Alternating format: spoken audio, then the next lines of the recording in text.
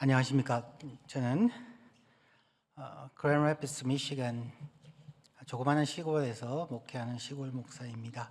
저를 이 귀한 샌안토니오 ANC 온누리 교회에 초대해 주셔서 감사합니다.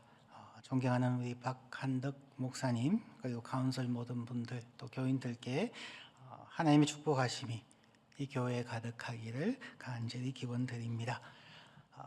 저는 1986년에 가족 이민으로 시카고 지역으로 이민을 왔습니다. 4년여 동안 세탁소에서 일하고 가스스테이션 밤 11시부터 아침 7시까지 third shift에서 방탄유리 뒤에서 열심히 캐셔 잡도 하고 딜리버리맨도 하고 서머에는 선물 잡으러 미국 공장에 가서 일하기도 했었습니다.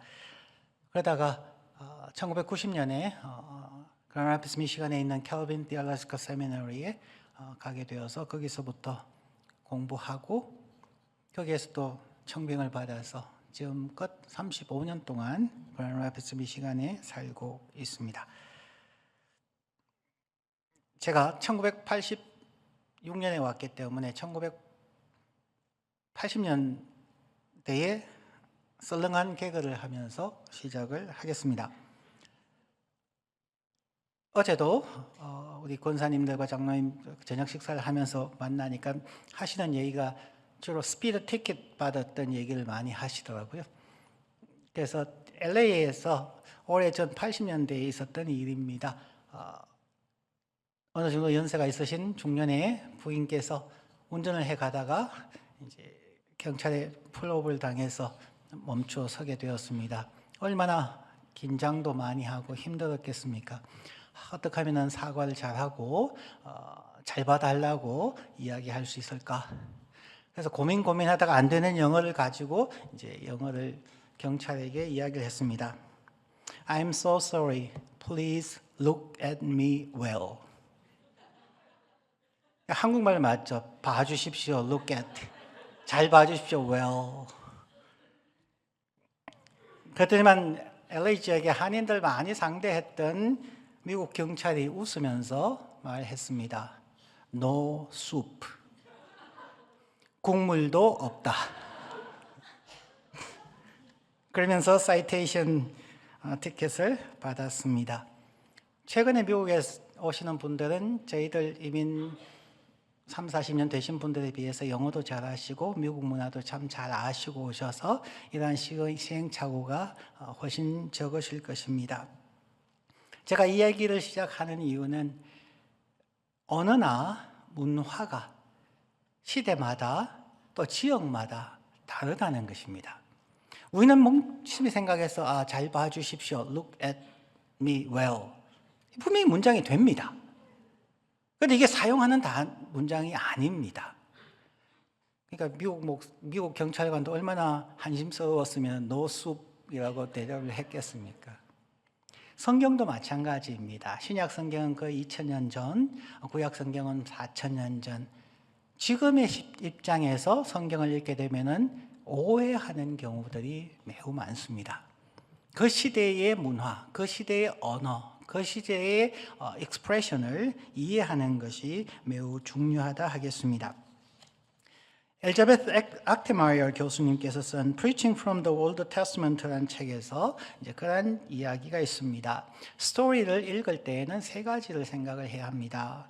첫 번째는 우리의 imagination을 이용을 하여서 그 시대의 상황 속에 지금이 아니라 그 시대의 옷차림이나 그 시대의 환경을 이제 상상 속에서 둘러보면서 또 그것을 냄새 맡으면서 그 사람들의 얼굴 표정을 상상 속에서 보면서 거기에서 어떤 일이 일어나고 있는가라고 스스로 물어보아야 합니다. 두 번째는 이 이야기의 내용이 성경 전체와 어떤 연관성을 가지고 있는가, 컨텍스트가 무엇인가, 이 이야기의 결과는 무엇인가. 그러면 우리를 향한 하나님의 계획이 실패했는 것인가? 이 이야기는 성경 전체에서 어떤 의미가 있을까? 우리는 고민을 해보아야 합니다. 그리고 세 번째로는 이것이 예수 그리스도의 사역과 어떤 연관이 있는가? 이것이 우리에게 오늘 챌린지 하는 것이 무엇인가를 생각해 보아야 한다는 것입니다. 오늘 성경 본문 누가복음 15장과 16장의 내용에는 네 가지의 parable, 비유들이 나옵니다. 첫 번째는 잃어버린 양의 비유가 있고요. 두 번째는 8절부터 10절까지 잃어버린 동전의 비유가 있습니다.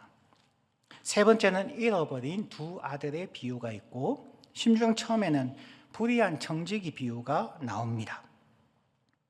이러한 비유를 통하여서 예수님은 무슨 얘기를 하고 싶을까?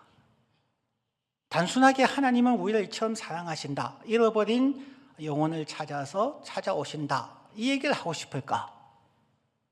우리는 보통 그렇게 생각하기에 이것을 프로디갈 선, 돌아온 탕자의 이야기라고 이야기를 합니다.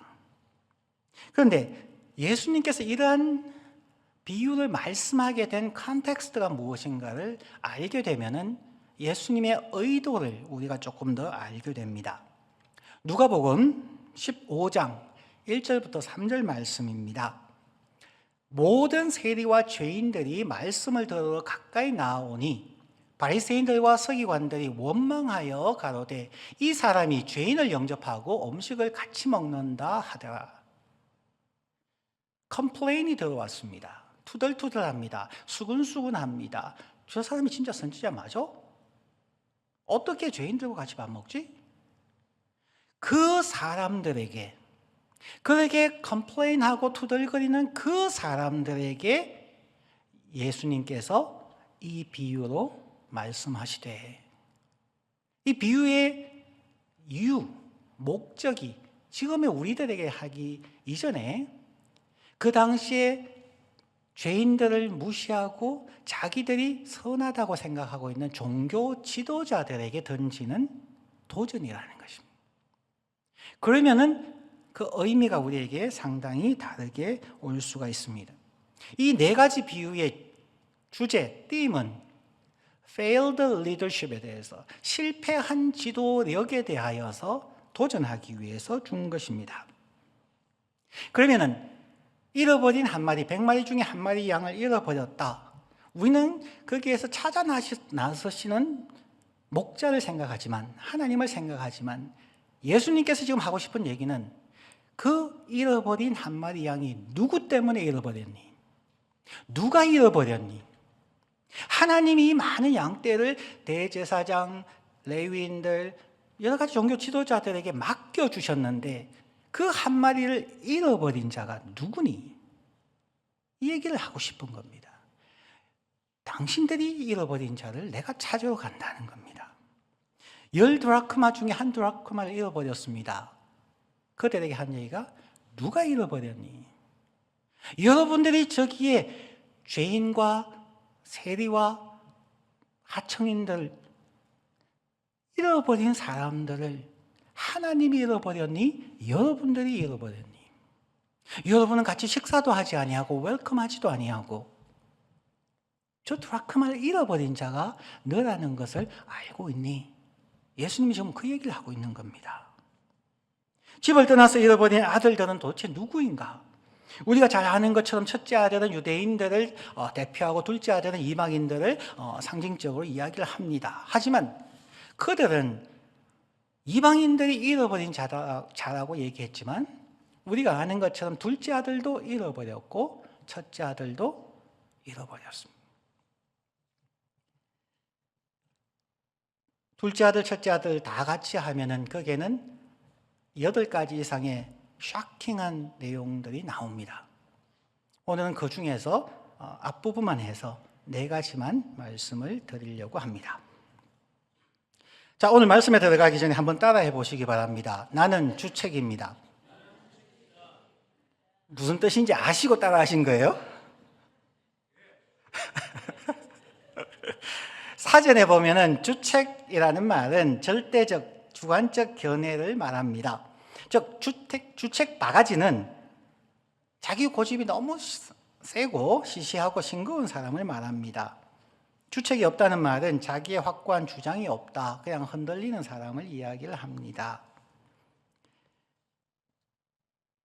여러분은 어떻습니까? 저는 저 자신이 주책이라고 생각을 합니다. 오늘 본문에서는 주책 바가지인 둘째 아들과 첫째 아들 중에서 둘째 아들만 우리가 함께 살펴보면서 거기에서 네 가지 아주 충격적인, 지금 우리가 성경을 읽었을 때 별로 생각이 안 되는데 그 당시 사람들에게는 너무나 놀라운, 예수가 과연 저런 말을 할 수 있을까? 라고 하는 네 가지 충격적인 이야기가 나옵니다. 첫 번째 충격입니다. 누가복음 15장 12절 말씀에 그 둘째가 아비에게 말하되 아버지여 재산 중에서 내게 돌아올 분깃을 내게 주소서 하는지라. 아비가 그 살림을 각각 나눠주고, 우리는 이 문장을 별 충격 없이 받아들입니다. 그런데 그 자리에 있던 사람들은 지금 예수님이 무슨 얘기한 거지? 어찌 저런 말을 할 수 있지? 첫 번째 충격은 둘째 아들의 아버지에 대한 요청이었습니다. 탕자의 요청, 내 분깃을 나눠주십시오라고 하는 것은 그 당시 2000년 전에는 절대로 부모님이 살아생전에 입에 올려서는 안 되는 말입니다. 주위의 사람들이 보기에 예수님께서 그 비유를 하실 때 뭐라고? 어찌 아들이 아버지가 건강하게 살아계시는데 유산을 상속해 달라고 하는 거야? 어찌 예수님이 이런 말을 할 수 있을까라고 이 말을 듣던 사람들은 당황할 수밖에 없었습니다. 미국에서도 에스테이 세일을 하게 되면은 이제 세상을 떠나신 분들의 유품을 정리하는 것이 에스테이 세일이죠. 지금 이 둘째 아들이 요구하는 것이 바로 에스테이 세일을 하자는 겁니다. 그래서 그 당시 이 말을 들었던 사람들에게는 어떻게 들렸느냐 하면은 이 둘째 아들의 첫 번째 요구는 Father, I want you to die. 아빠 죽었으면 좋겠어. Leave me alone. 날 좀 내버려둬. 귀찮게 하지 마. 나는 스스로 생각할 수 있고 결정할 수 있고 판단할 수 있고 살아갈 수 있어. 더 이상 아빠가 나에게 요구하지 않았으면 좋겠어. 형과 나를 비교해가지고 너는 그것도 못하니 이런 얘기 안 했으면 좋겠어. Leave me alone. I want you to die. 이 얘기를 들었을 때 거기에 있던 모든 사람들이 충격을 받지 않을 수가 없습니다. 선지자라고 하나님의 아들이라고 하는 예수의 입에서 어찌 저런 극악 무도한 말이 나올 수가 있을까?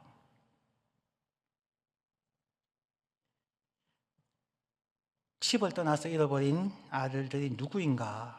라는 고민스러운 도전을 다시 청중들에게 던지고 있습니다. 인류의 구속사적 역사의 발단에 대한 도전이기 때문입니다. 지금 예수님이 하시는 말씀은 Redemptive History, 예수 그리스도의 구속 사역에 대해서 지금 얘기하고 있는 것입니다. 창세기 3장 4절과 5절 말씀입니다. 우리가 잘 아는 선악을 알게 하는 과일의 실과를 따먹는 시험의 장면입니다. 뱀이 여자에게 이르되 너희가 결코 죽지 아니하리라. 너희가 그것을 먹는 날에는 너희 눈이 밝아져 하나님과 같이 되어 선악을 알 줄을 하나님이 아심이니라. 아담과 하와는 하나님과 같이 되기를 원했습니다. 다른 말로 하면은 이제 더 이상 하나님 간섭하지 마십시오. I don't need you anymore. 하나님이 그들의 삶에서 사라지기를, 더 이상 간섭받지 않기를 원했습니다. 그것이 아담과 하와의 범죄였습니다. 우리는 어떠합니까? 우리는 모든 일상의 삶에서 정말 하나님의 간섭을 받기를 원하십니까? 한 번씩 화가 나면 하나님, wait a second, 잠깐만 계세요. 하나님, 이거는 못 본 척 해주세요. 그리고 부부싸움 하지 않습니까? 그리고 자녀에게 마치 그들을 위하는 것 같지만 자기의 이루지 못한 꿈을 자녀에게 강요하고 있지는 않습니까? 내가 사업을 결정할 때에, 직장을 결정할 때에 하나님보다는 세상의 기준, 사람들이 날 어떻게 볼 것인가? 그것이 더 중요한 판단 기준이 되지는 않습니까? 우리도 사실은 대부분의 시간에 하나님이 되기를 원합니다. 우리가 결정하기를 원합니다. 둘째 아들의 요구에 대한 아버지의 반응 또한 근동의 족장시대의 문화를 깨뜨리는 것이었습니다. 첫째로 아버지는 용서받을 수 없는 둘째 아들의 저주스러운 요구를 그대로 받아주십니다. 실패할 것을 알매도 불구하고 자기 재산의 절반을 나누어줍니다. 두 번째는 아들이 떠나고 난 후에 아버지는 날마다 문 밖 동네 밖에 서서 기다리십니다.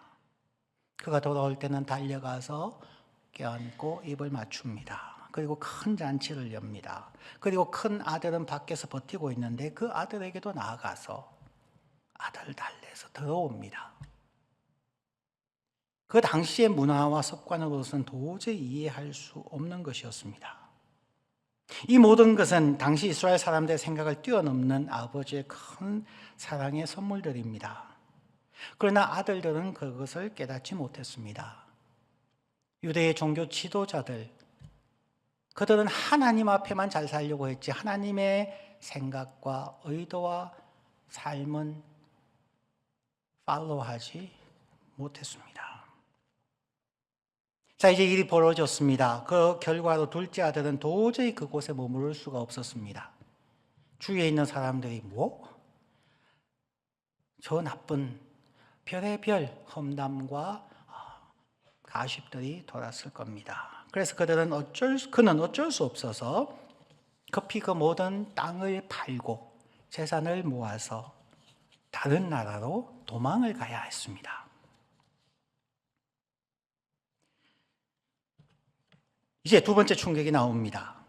15장 13절. 그 후 며칠이 못 되어 둘째 아들이 재물을 다 모아가지고 먼 나라에 가 거기서 허랑방탕하여 그 재산을 허비하더니. 이스라엘 민족에게는 땅이라는 것은 매우 중요한 의미를 가집니다. 믿음의 조상 아브라함이 갈 바를 알지 못하고 하나님의 명령에 순종했을 때 하나님께서 약속하신 것은 바로 약속의 땅 가나안 땅입니다. 땅이 하나님과 아브라함 사이의 첫 번째 언약의 징표였습니다. 그래서 이스라엘에는 이 땅에 대한 특별한 세레모니가 있습니다. 케자자 세레모니라고 하는 것입니다. 이 케자자 세레모니는 이것이 하나님의 백성된 나의 헌신입니다. 이것은 오직 하나님을 위해서만 사용하겠습니다. 라는 의식입니다. 그런데 이 축복의 땅을 이방인에게 판다는 것은 도저히 있을 수 없는 것입니다. 자기가 하나님의 백성임을 포기하는 것입니다.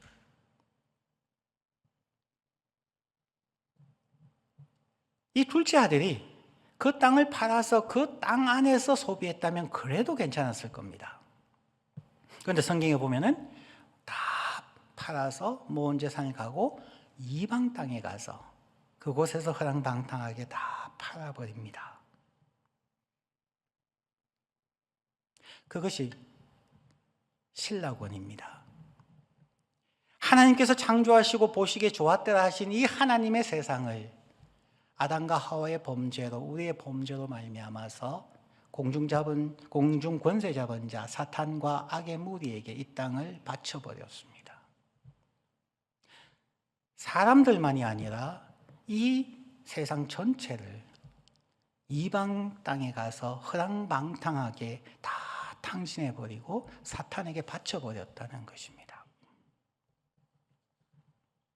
이 땅에 대해서 오늘날 저희가 이스라엘과 팔레스타인 여러 가지 중동 지역의 전쟁과 고통을 보면 우리의 생각은 이렇습니다. 아니, 그 좀 같이 살면 안 될까? 땅에 조금 떼어주면 되지 않을까? 그러면 전쟁하지 않고 잘 살 수 있지 않을까? 우리는 그렇게 생각을 합니다. 유엔에서도 그렇게 결정을 했습니다. 그럼에도 불구하고 이 사람들은 수없이 많은 사람이 전쟁에서 죽어감에도 불구하고 단 한 평의 땅도 양보하지 않습니다. 이유가 바로 이것 때문입니다. 계자자 세레모니. 단 한 평의 땅도 이방인에게 준다는 것은 자기가 하나님과의 언약을 깨뜨린다는 두려움이 있습니다. 하나님이 나를 버리실 것이라는 두려움이 있습니다. 그렇기 때문에 그들은 땅을 절대 양보하지 않습니다. 아담과 하와의 범죄로 인하여서 하나님 보시기에 좋았다고 했던 그 땅을 잃어버렸고, 그것도 이방 땅에 가서 다 탕진하고, 그럼에도 불구하고 하나님 아버지는 이 아들을 기다립니다. 집 문 밖으로 나가서 동네 어귀에서 기다리는 인내하시는 사랑의 아버지입니다. 이제 세 번째 충격으로 갑니다. 15장 20절. 이에 일어나서 아버지께로 돌아가니라. 아직도 상거가 먼데 아버지가 저를 보고 척은히 여겨 달려가 목을 안고 입을 맞추니. 성도 여러분, 미국의 대통령께서 혹은 한국의 대통령께서 양복 정장을 입고 뛰어가는 것을 보신 적이 있으십니까? 없으실 겁니다. 품위에 맞지 않습니다. 저는 제 아버지께서 뛰는 것을 한 번도 본 적이 없습니다. 고대 이스라엘의 문화와 한국의 유교적 문화는 닮은 부분이 많습니다. 저도 어릴 적 들은 이야기는 선비는 비를 맞아도 뛰지 않는다라는 것을 배웠습니다. 그런데 예수님께서 그 얘기를 하는 순간 주위에 있는 사람들이 충격을 받을 수밖에 없습니다. 덕망 있는 마을의 지도자이면서 인자하신 아버지가 그 노인네가 갑자기 뛴다는 것입니다. 이스라엘 사람들 복장, 지금 드라마나 영화 같은 걸 보시면 예수님 당시에는 남성들도 긴 드레스, 원피스 드레스를 입죠. 발목이 완전히 덮이는, 땅에 걸릴 만큼 긴 드레스를 입고 다닙니다. 긴 드레스를 입고 뛸 수 있을까요? 못 뜁니다. 뛸 수 있는 방법은 드레스를 잡아서 올려야 됩니다. 그렇게 되면은 종아리와 발목과 발이 드러나게 됩니다. 하체가 드러나게 된다는 것입니다.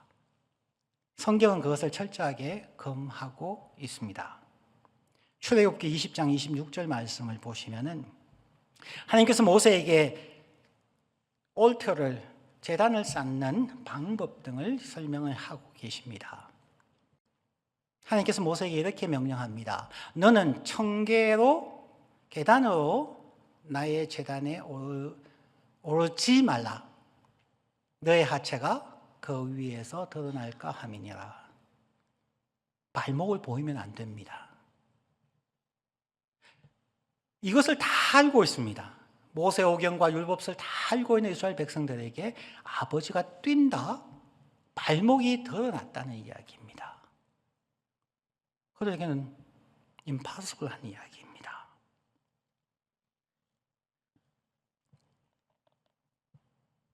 사람들은 어쩌면 예수의 비유 속에 나오는 그 분을 정신 나간 노인이라고 오해했을 수도 있습니다. 그런데 그분이 바로 예수 그리스도입니다. 예수님은 하나님이십니다. 그러나 예수님은 자신의 하체를 드러내셨습니다. 하늘 보좌에서 인간으로 내려오시면서 벌거벗은 아기의 몸으로 태어나셨을 뿐만 아니라 그가 30세부터 시작하여서 공생애를 시작하고 하나님 말씀을 가르치고 오병이의 역사를 베풀고 병자를 치유하고 가르치고 심지어 죽은 자를 3명이나 부활시켰습니다. 그런데도 모든 사람들이 예수를 떠나갑니다. 제자들뿐만 아니라 모든 사람들이 예수를 비난하고 십자가에 못 박으라고 이야기합니다. 채찍에 맞았습니다. 가시면류관을 써서 찢을 것 같습니다. 십자가를 지고 올라갑니다. 십자가에 두 팔 벌려서 대못으로 양팔과 다리에 못 박음을 받았습니다. 그리고 올라가서 6시간 이상의 시간 동안 고통을 받았습니다. 그런데 성경에서 마가복음 15장 40, 41절에 보면 이렇게 나옵니다. 멀리서 바라보는 여자들도 있었는데 그 중에 막달라 마리아와 또 작은 야고보와 요셉의 어머니 마리아와 또 살로메가 있었으니 이들은 예수께서 갈릴리에 계실 때에 따르며 섬기던 자들이요 또 이외에 예수와 함께 예루살렘에 올라온 여자들도 많이 있었더라. 정말 신실했던 여인들의 이름들을 쭉 나열합니다. 그런데 멀리서 바라보는 여자들이라고 표현되어져 있습니다. 그토록 사랑했으면 예수님 십자가 밑에 가서 울부짖어야 되지 않겠습니까? 그런데 그들은 멀리 떨어져서 바라봅니다. 왜 그럴까요? 예수님이 십자가에 달리신 모습은 벌거벗은 네이키드였습니다. 그의 겉옷을 나누어 가졌고 그의 속옷을 제비 뽑아서 가져갔습니다. 젊은이들 표현으로 하면은 예수님은 부끄러워서 쪽팔려서 죽었을 수 있습니다. 우리는 예수 그리스도가 고통받으면서 가시관의 것과 그 다음에 창자국, 못자국 그 고통을 생각합니다. 그런데 예수님은 벌거벗은 모습으로 찢기고 피 흐는 정말 형편없는 몰골로 6시간 동안 십자가에 처절하게 매달려 있습니다. 자기의 몸을 가릴 수도 없습니다. 누가 이것을 할 수 있겠습니까? 예수가 어떻게 벌거벗은 모습을 정말 창피하고 치욕스러운 모습으로 죽을 것인가를 예수님께서 보여주신 것이 바로 이 달리는 아버지. 뛴다는 얘기입니다. 자기의 하체를 드러낸다는 것입니다. 모든 체면, 모든 것을 다 버려놓은 것을 얘기하는 것이 바로 뛴다는 표현입니다. 벌거벗은 모습으로 십자가에 달려서 세상 사람들이 조롱하는 그 모습으로 6시간을 버티다가 죽어진다는 거예요. 그래서 저는 이 비유를 달리는 아버지로 정합니다. The running father입니다. 저에게는 달리는 아버지가 계시기 때문에 그것이 아버지의 사랑입니다. 성부 하나님, 성자 하나님, 성령 하나님 그분의 계획으로 예수 그리스도께서 십자가에 달리시는 수치와 모욕을 당하시며 십자가에 죽으심으로 말로 형언할 수 없는 그 고통 속에서 그것을 감당할 수 있었던 것이 무엇입니까? 4가지 비유의 주제, 하나님의 기쁨입니다. 오늘 읽었던 구절의 제일 마지막 부분이 우리가 함께 즐거워하자, rejoice라는 것. 하나님은 어떤 것을 감당해도 좋으니까 나는 좋아, 우리 함께 즐거워하자 하는 것입니다.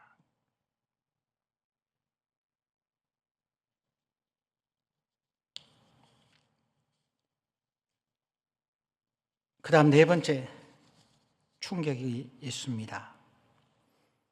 방금 읽었던 내용에 그대로를 합니다.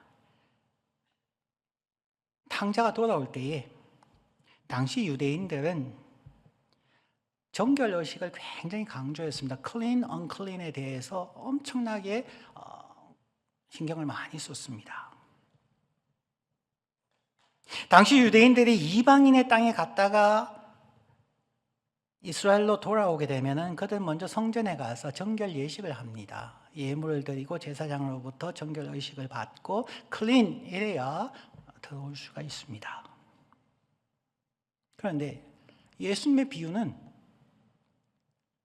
아버지가 죽었으면 좋겠어 라고 하고 제사를 가지고 가서 외국에서 다 허랑방탕했을 뿐만 아니라 유대인들이 가장 불결하게 생각하는 돼지우리에서 일을 했습니다. 돼지우리에서 그 냄새 나는 곳에 뒹굴면서 먹을 게 없어서 쥐염 열매를 주워 먹으면서 가장 불결한 사람이 이 둘째 아들입니다. 그 둘째 아들이 터벅터벅 오는데 그 상거가 뭔데, 거리가 뭔데 이 아버지가 먼저 발견하고 뛰어갑니다. 뛰어가서 아들아, 너는 지금 불결하니까 예루살렘 성전에 가서 정결례식 하고 왔으면 좋겠다. 그러셨나요? 이게 유대인들의 지금 우리의 모습이기도 합니다.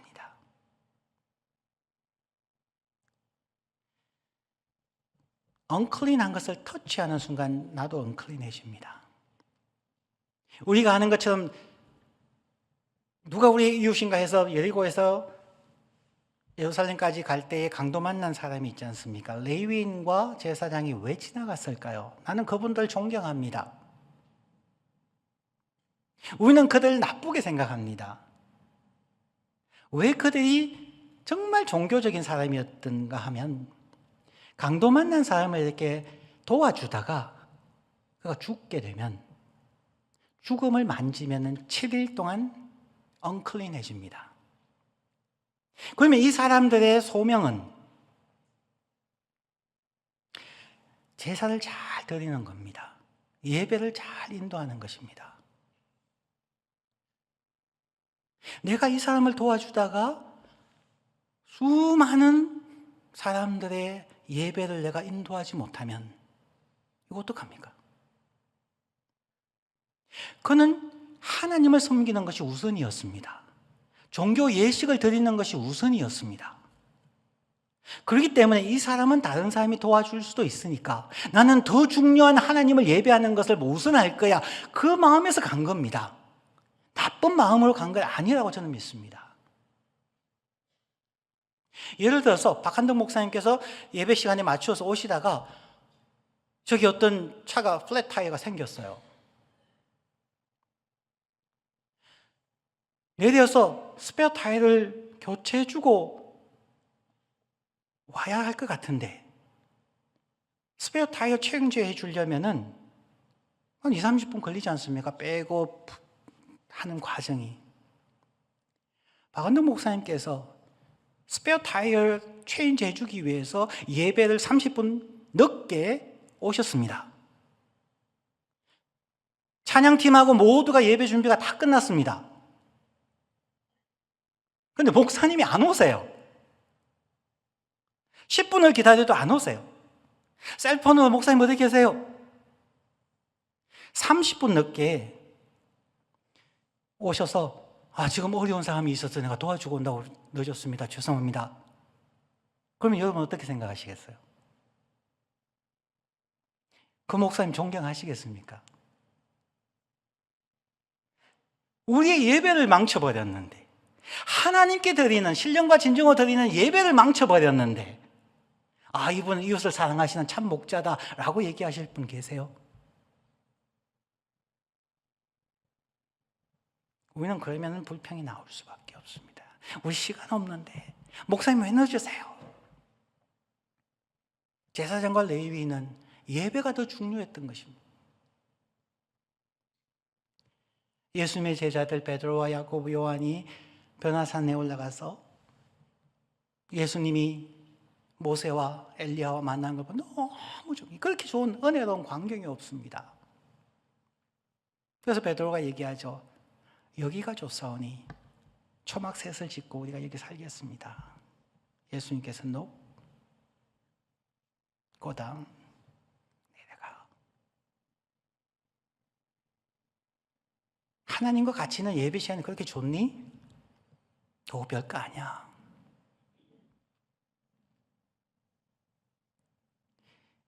네가 그리스도인으로 살아가야 할 곳은 바로 저 산 아래 더럽고 힘들고 갈등하고 싸우고 고통받는 저곳이 여러분의 사역 현장이야.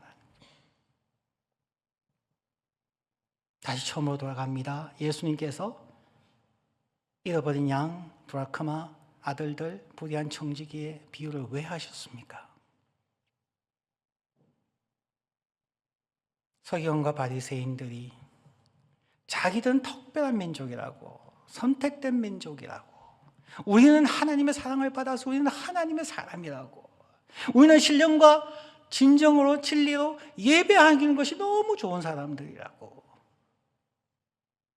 하나님에게만 집중하고 있었던 그들을 향하여서 너희가 하나님을 사랑한다고? 아니, 너희는 하나님이 누군지 아직 모르는 것 같아. 말도 안 되는 요구사항을 하는 이웃, 아들의 요구에 그들이 실패하고 내가 많은 손해를 볼 것을 알매도 불구하고 나누어 주는 것, 그게 기독교의 하나님이라는 거죠. 하나님께 드려야 할 귀한 예물들을 그냥 허랑방탕하게 쓰고 오는 사람들을 지적질하지 아니하고, 너 회개하십시오. 너는 성격이 못돼 먹었어. 너는 교회의 트러블 메이커야. 쟤는 안 나왔으면 좋겠어. 그냥 교회에 평화로운데 괜히 미꾸라지 같이 몇 명이 와서 우리 교회를 이렇게 흔들어 놓아. 하나님, 저 친구들 제발 좀 나가게 해주십시오. 그렇게 생각하고 있는 서기관과 바리새인들 향하여서 이 비유를 하고 있다는 것입니다. 너가 믿는 예수는 누구니? 이 말인 거죠. 너가 섬기는 하나님은 이 상황에서 어떻게 할 것 같니? 먼저 가서 씻고 올래? 그거 아니었습니다. 그냥 달려가서, 둘째 아들은 뭐 했을 겁니다. 눈도 못 맞추었을 겁니다. 근데 가서 얼싸안고 입 맞추고 어깨를 포갠 상태에서 말합니다. 사랑해. 나 오래 기다렸어. 너가 얼마나 불결하든, 너가 얼마나 unfaithful 하든, 너가 얼마나 unclean 하든, it doesn't matter. 나는 너가 필요해. 나는 너를 기다려. 난 너를 좋아해. 너를 사랑해. 성도 여러분, 이민 생활과 주재원 생활 혹은 유학 생활로 이국 땅에서 지치고 힘들어 좌절하고 싶을 때에 그냥 우리에게 달려오시는 아버지, 성부, 성자, 성령 하나님이 계심을 기억하십시오. 지금도 우리와 함께 인생의 경주를 함께 달리시기를 원하시고 기꺼이 옆에서 달리시고 계시는 그 하나님을 기억하십시오. 하나님은 그래도 여전히 기뻐하세요. 저와 여러분을 바라보면서 기뻐하세요. 함께 기뻐하자.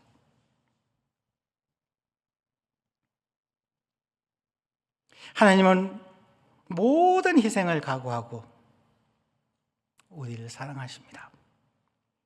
그러면서 하시는 얘기는 너도 가서 이같이 하라 이야기합니다.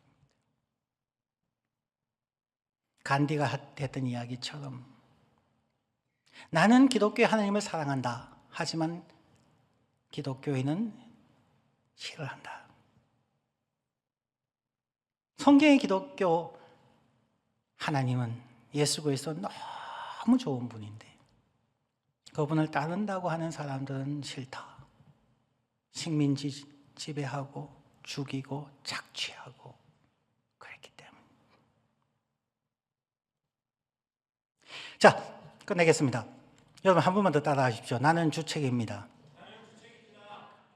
자, 처음 시작할 때 주책은 주책 바가지 문제였습니다.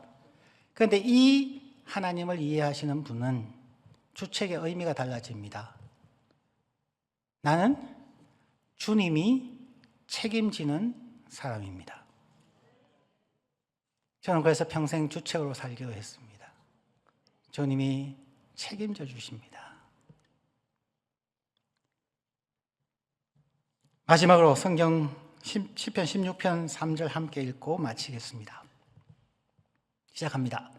땅에 있는 성도들은 존귀한 자들이니 나의 모든 즐거움이 그들에게 있도다. 땅에 있는 저와 여러분, 하나님 눈에 보배롭고 존귀한 자들입니다. 하나님의 모든 즐거움이 여러분에게 있습니다. 기도하겠습니다. 말씀 생각하시면서 우리 한 1분간만 결단하고 헌신하는 기도를 드리겠습니다.